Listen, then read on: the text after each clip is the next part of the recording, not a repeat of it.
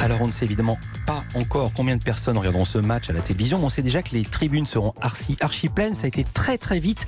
Dès que le match a été annoncé, j'ai interrogé à ce sujet Nicolas Dupeux. Il est le directeur général de l'Accor Hotel Arena, là où ça va se dérouler. L'engouement, ça a été à peu près environ 150 000 personnes qui sont inscrites sur une liste d'attente pour pouvoir accéder à la billetterie quand on l'a ouverte au mois d'octobre. Billetterie qui est partie en quelques minutes. Également un engouement sur les hospitalités, les VIP, puisqu'on attend à peu près 2700 VIP sur cet événement. On en a aux alentours de 700-800 par événement, donc on est vraiment sur x3, x4 par rapport à nos chiffres habituels. Les VIP, c'est les VIP, les very importantes personnes. J'ai regardé, il reste des places. 315 € la place en catégorie 7 et 740 € en catégorie 4. C'est le prix habituel d'un match de NBA ou c'est exceptionnel, Jacques Monclar? Non, pas du tout, c'est exceptionnel. Ça vient de la rareté du truc aux États-Unis. En s'y prenant à l'avance, vous pouvez avoir des places. Ah oui, mais là, les tickets à 65 à 80 €, ils sont partis en quelques minutes, il n'y en a plus. Moins cher que ça. Hein. Ouais, mais... La NBA remplit aussi avec les familles, etc. Il faut donner accès à tout le monde, c'est le grand regret. On aurait rempli le parc. Ouais. Il fallait couvrir le parc et ça aurait été plus pratique pour que tous les fans y aient accès. Attendez, 150 000 personnes ont rempli le stade du Maracana. Et la semaine dernière, le prix, c'était entre 300 et 1600 €. Florent Ouzot, ça représente quoi en termes de moyens techniques déployés? Ce sont vos caméras, les caméras de beIN Sport, qui vont retransmettre, qui vont faire le signal pour le monde entier.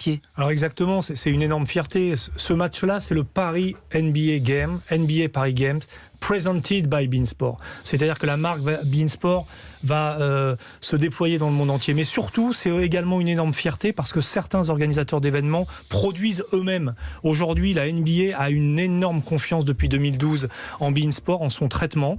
D'ailleurs, la NBA Europe annonce et surtout revendique que c'est une couverture exceptionnelle.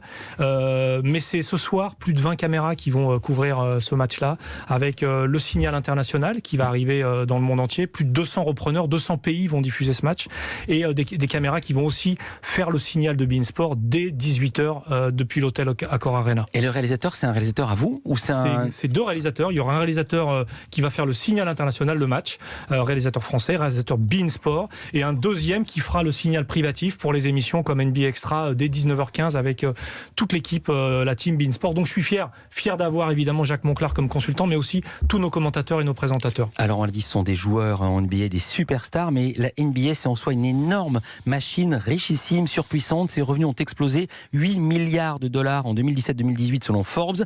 Et la NBA a posé des exigences auprès de l'Accor Hotel Arena.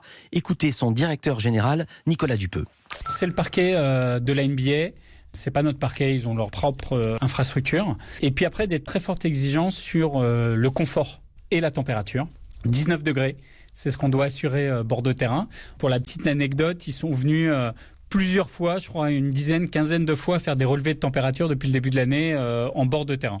Le parquet, je ne sais pas s'il est américain ou français, mais ce que je sais, c'est qu'il est parti de la ville de New York. Il est arrivé en début de semaine et on l'a installé mardi soir dans la nuit et il était prêt mercredi matin. Ils sont venus faire une quinzaine de contrôles pour être certains que la température soit autour de 19 degrés. C'est juste complètement fou. Est-ce que les basketteurs américains ont une grande différence avec les basketteurs français, à part l'argent, Jacques Monclar? Non. Il y a des basketteurs français là-bas. Hein. D'ailleurs, le capitaine de l'équipe de France, Nico Batum, vivra un grand moment. Il sera là ce soir. Il sera là ce soir. Non, il n'y a pas de grande différence. Quant au parquet, je crois qu'il est constitué de 262 carrés de bois. Ouais. Et sur ça, et sur la sécurité, et sur la température, il y a ce côté World Company à la NBA. Alors, on parle d'argent, mais il y a NBA Without Borders qui va en Afrique, qui va en Inde. Il y a le côté prêche du basket, le côté mondial du basket. La NBA s'est internationalisée. Il y a eu ce visionnaire qui était David Stern.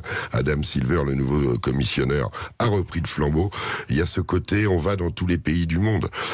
Les équipementiers accompagnent les joueurs souvent, mais par exemple, la NBA est en train de monter une ligue en Afrique. Et en la finançant, la NBA a fait une ligue féminine.